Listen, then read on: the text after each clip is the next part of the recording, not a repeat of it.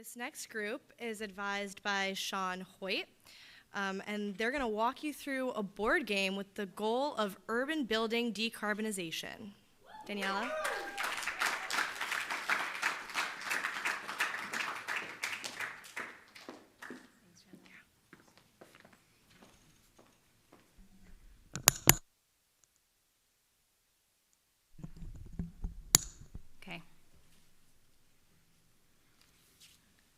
Hi everyone, and welcome to our capstone final briefing.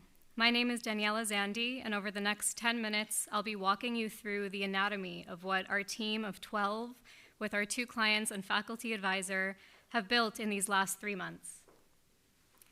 Buildings are the #1 emitter of carbon dioxide in New York City, comprising 67% of the city's total emissions. To address this challenge, and in alignment with the Paris Agreement, the city passed the Climate Mobilization Act, targeting an 80% reduction in greenhouse gas emissions by 2050.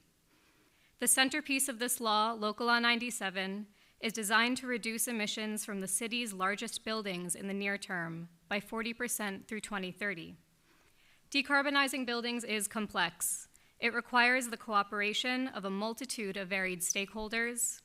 It also demands an understanding of how to finance and prioritize implementing efficiencies to meet increasingly stringent regulations, all while maintaining an affordable and livable city.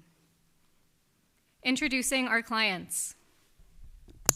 In 2016, City Atlas created Energetic, a game with the goal of decarbonizing New York City's energy grid. It has an active following at schools and top universities, and is played among professionals at Con Edison and NYSERDA. Urban Green Council, a nonprofit focused on urban decarbonization, approached City Atlas to adapt the game for buildings. This partnership led to our capstone project, Energetic Buildings. In this cooperative game, 4 players, assuming different roles, strategically collaborate to meet the shared goal of decarbonizing a New York City block. It reflects real-world nuances and trade-offs, which may advance or hinder progress. This educational tool is intended to be played by higher education students, organizations, and fun-loving professionals. While the original game focuses on decarbonization at the grid level, we were engaged to adapt this game for buildings at the block and lot level. We were tasked to get Energetic Buildings started, designing the mechanics, establishing the learning objectives, and identifying funding sources. Here's how we fit in. After assigning these 4 work streams for focused research, we pivoted to a collaborative approach to bridge discoveries internally and with our clients in 3 client workshops. By responding to real-time feedback, this operating model ensured success and the delivery of a cohesive final product that's aligned with our clients' goals. A key step in our process was the analysis of decarbonization measures. For each distinct building type, we researched dozens of efficiency measures categorized by 7 building system groups. Then we attributed relevant impact variables like the corresponding cost, reductions in emissions, energy use, and public health. To make the technical relatable, we translated data from real-world decarbonization projects and building-specific profiles of deep energy audits. In our stakeholder analysis, we contacted 70 industry stakeholders and conducted 23 interviews to identify these core actors key to decarbonizing buildings. The 4 game players who assume these roles also assume their unique motivations and interests. The activist ensures New York City's decarbonization pathway is inclusive, equitable, and affordable. The politician represents elected local officials implementing regulations or granting financing in the interest of the city's goal. The owner is the ultimate decision maker, responsible for aligning the design, construction, and ongoing operation of their unique building with local mandates in a way that's cost efficient and maintains high occupancy rates. Finally, the operator intimately knows the building's equipment and the maintenance required to keep it functioning efficiently. They often balance the vision of energy efficiency with the practical realities of tenant demands. Now, I invite you to identify as a participant in this game. As you can see, New York City's skyline is host to nearly 1 million structures, each unique by size, era of construction, and end use. Based on these criteria, we challenged ourselves with conceiving a representative New York City block, one that typifies buildings for their proportionate contribution of greenhouse gas emissions and energy use. We're excited to show you the result. Our game board's model block has 7 building slots, 2 storefronts, a park, and a vacant lot. The 4 core players we identified earlier are centered around this block. Each round is another year on the timeline that prompts the opportunity for these actors to collaboratively and strategically play cards that introduce efficiencies to move the entire block towards decarbonization.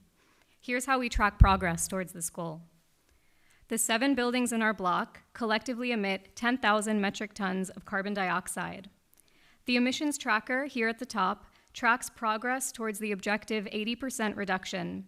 That delta of 8,000 metric tons is what the cards are suited to reduce during gameplay as the rounds or the years progress. Now to the bottom of our board, this block consumes a combined 150 million BTUs of energy at our starting year of 2020, with the end goal of achieving a 50% reduction or 75 million BTUs by introducing efficiencies. The public health and public opinion scales on the left, ranging from 1 to 10, indicate health impacts and community support of decarbonization measures for those living in the block. Finally, the action cards, event cards, and finance cards are what put this game into motion. Now that we have our board set up and our cards in place, let's play around. Suppose you're the building owner and you pull this action card from the deck at your turn, prompting you to install on-site renewables for your commercial modern office building. This measure would cost $2 million from your allocated budget and reduce greenhouse gas emissions by 500 metric tons. This clean energy source, in place of fossil fuel combustion, would improve air quality and increase public health by 2 points.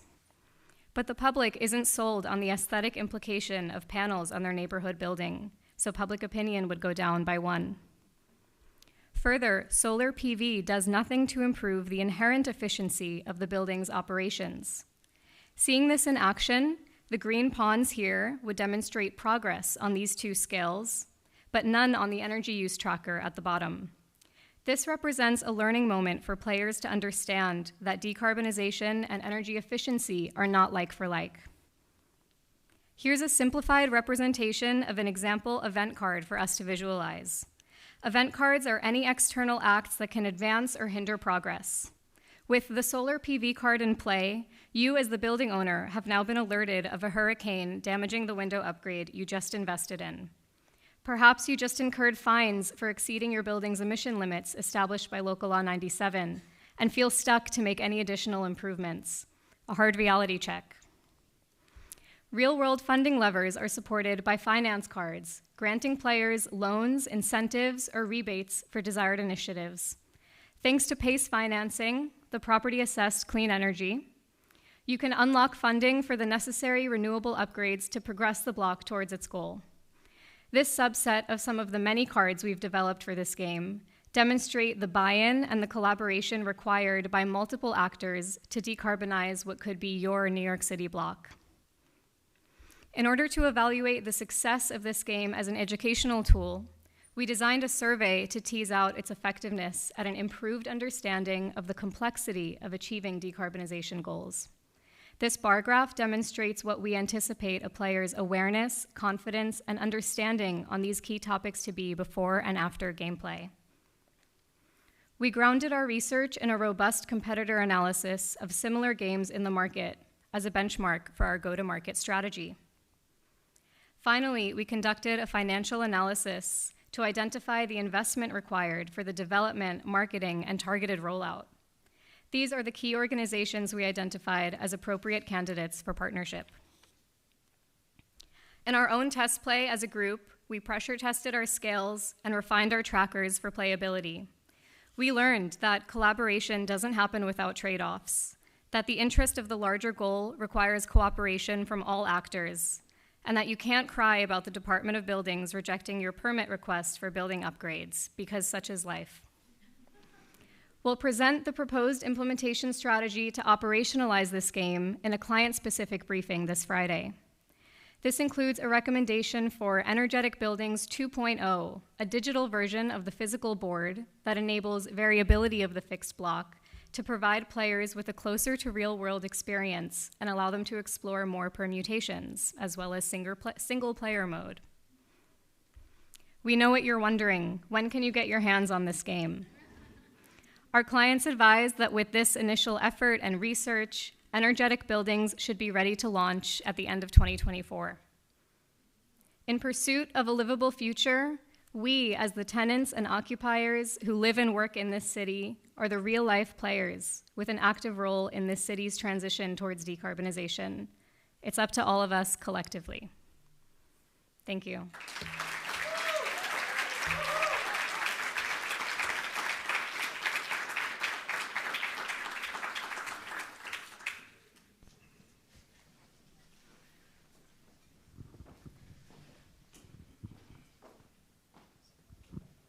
That was a great presentation. Thank you so much. I just had a question. Why did you choose why didn't you allow kids or younger generations to try this game, and it was mostly targeted towards older and kind of people that are in these fields? Thanks, that's a great question.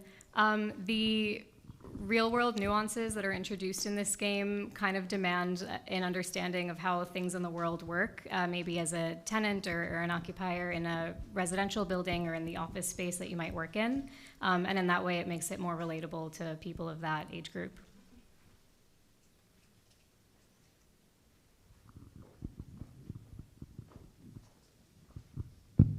Thank you, great presentation. Is this game replicable to other cities across the US? Because it seems, or the data is like very specific to New York City only? Thank you. Thanks for the question. The game mechanics are absolutely replicable in the way that different events or actions may advance or hinder progress. The specific specificities of that, like the exact loan that you may be granted or the exact upgrade that it demands, could vary by region.